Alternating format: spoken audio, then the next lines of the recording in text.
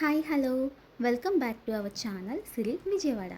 ఈరోజు మన రెసిపీ గులాబ్ జామ్ రెసిపీలోకి వెళ్ళే ముందు నేనైతే బ్లోసమ్ బొటిక్ నుంచి శారీ తీసుకున్నా. నాకైతే చాలా నచ్చింది. చాలా సింపుల్గా ఉంది, రిచ్ లుక్ ఉంది. ఇందులో చాలా డిఫరెంట్ కలర్స్ ఉన్నాయండి. నేనైతే ఇది చూస్ చేసుకున్నా. శారీ అయితే చిన్న కట్ వర్క్ వచ్చి గోల్డ్ కలర్ చిన్న బార్డర్లా వచ్చింది. సేమ్ అదే ప్యాటర్న్తో నేను బ్లౌజ్ కూడా కట్ వర్క్ డిజైన్తోనే స్టిచ్ చేయించుకున్నాను. చాలా బాగుంది. మీకు నచ్చితే కనుక ట్రై చేయండి. డిస్క్రిప్షన్లో లింక్ ఇచ్చాను. చాలా సింపుల్గా ఉంది కదా. నాకైతే ఈ శారీస్ నచ్చుతాయండి లైట్ వెయిట్లో. ఓకే, మన రెసిపీలోకి వచ్చేద్దాం. గులాబ్ జామ్ మా బాబు బర్త్డేకి చేద్దాం అనుకున్నాను. మా బాబు బర్త్డే 18th అండి. చాలా బాగా జరిగింది. చాలా సింపుల్గా జరిగింది. చాలా బాగా జరిగింది. వాడికైతే గులాబ్ జామ్ మోస్ట్ ఫేవరెట్. వాడికనే కాదు, చాలామంది స్వీట్ లవర్స్కి గులాబ్ జామ్ అనేది మోస్ట్ ఫేవరెట్ కదా. సో నేనైతే ఒక ప్యాకెట్ గులాబ్ జామ్ మిక్స్ తీసుకున్నాను. ఈ మిక్స్ని ఒక బౌల్లో వేసుకొని కొంచెం కొంచెం వాటర్ యాడ్ చేసుకుంటూ మిక్స్ చేసుకోవాలి పిండి మొత్తం. వాటర్కి బదులు మిల్క్ కూడా యాడ్ చేసుకోవచ్చు. కాకపోతే మా బాబుకి మిల్క్ అంటే అస్సలు నచ్చదు. మిల్క్తో చేసిన ఏ ఐటెం కూడా దగ్గరికి కూడా రానివ్వడు. సో ఎందుకులే, వాడికి ఇష్టమైన ఐటెం మిల్క్తో చేసి తినకుండా ఎందుకు చేయడం అని చెప్పేసి నేను వాటర్తోనే దీన్ని చేద్దాం అనుకున్నాను. పెద్ద డిఫరెన్స్ కూడా ఏమి ఉండదండి మిల్క్కి వాటర్కి. కాకపోతే మిల్క్ వేస్తే కొంచెం హెల్దీ అని చెప్పి అంతకు మించి ఇంకేం లేదు. ఈ విధంగా వాటర్ యాడ్ చేసుకుంటూ మిక్స్ చేసుకోవాలి. నా వీడియోస్ కనుక మీకు నచ్చితే ప్లీజ్ సబ్స్క్రైబ్ చేయండి, లైక్ చేయండి, షేర్ చేయండి.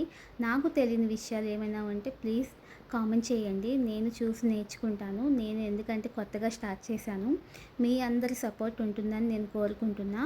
అదేవిధంగా ఒక గిన్నెలోకి 500 grams షుగర్ వేసుకొని కొంచెం వాటర్ యాడ్ చేసుకొని స్టవ్ ఆన్ చేసుకొని పెట్టుకోవాలి. ఈ ఒక ప్యాకెట్ గులాబ్ జామ్ మిక్స్కి కరెక్ట్గా 500 grams షుగర్ అయితే సరిపోతుంది. ఈ షుగర్ కూడా ఎక్కువగా మరగాల్సిన పని లేదు, ఎక్కువ పాకం రావాల్సిన పని లేదు. జస్ట్ మెల్ట్ అయ్యి జస్ట్ 1-2 పొంగులు వస్తే సరిపోతుంది. ఈలోపు మనం బాల్స్ రెడీ చేసి పెట్టేసుకుందాము. ఈ సిరప్ అయితే రెడీ అయిపోయిందండి. జస్ట్ కొంచెం ఒక్క స్పూను ఇలాచీ పౌడర్ వేసుకుంటే టేస్ట్ చాలా బాగుంటుంది, స్మెల్ కూడా చాలా బాగుంటుంది కదా. సో ఇది అయిపోయింది. ఇప్పుడు మళ్ళీ ఒక ప్యాన్ పెట్టుకొని ఆయిల్ వేసుకొని మరిగించుకోవాలి. బాగా మరిగిన తర్వాత ఇందులో బాల్స్ వేసుకొని వేయించుకోవాలి.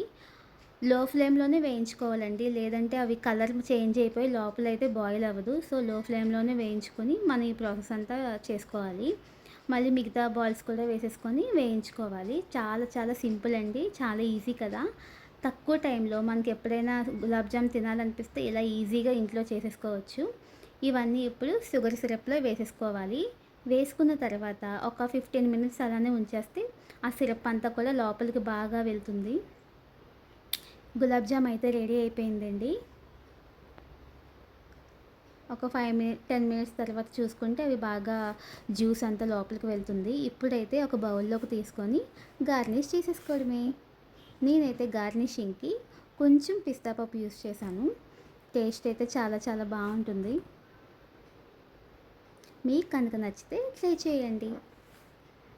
ఇప్పుడు దీన్ని ఒకసారి కట్ చేసి చూద్దాం, లోపల ఎలా ఉందో ఏంటో చూద్దాము.